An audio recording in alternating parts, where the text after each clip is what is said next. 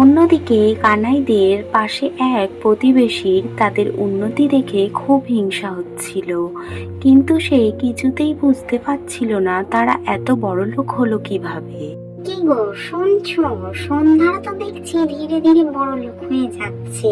শুনেছি ওর ছেলে কানাই নাকি জঙ্গল থেকে একটা গরু ধরে নিয়ে এসেছে। সেই গরুর দুধ বিক্রি করে নাকি ওরা এত বড় লোক হয়েছে। কি বলছো কি গিন্নি?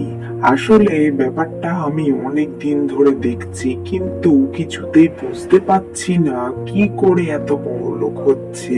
তাহলে আসল ব্যাপারটা হলো এই।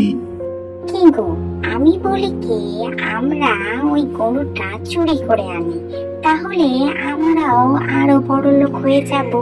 জানো, গরুটা আবার মানুষের মতন কথাও বলতে পারে। না গিন্নি, চুরি করা যাবে না। আমাদের পাশাপাশি বাড়ি, তারপর যদি লোক জানাজানি হয়ে যায় তাহলে আর কেলেঙ্কারি শেষ নেই।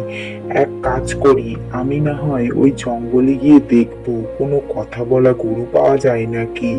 একটা গরু যদি ওই জঙ্গলে থাকে তার মানে আরো গরু থাকবে। আমি কালই একবার ওই জঙ্গলে যাবো। হ্যাঁ গো, এটা তুমি ঠিক কথা বলেছো, কাল তুমি একবার গিয়ে দেখো।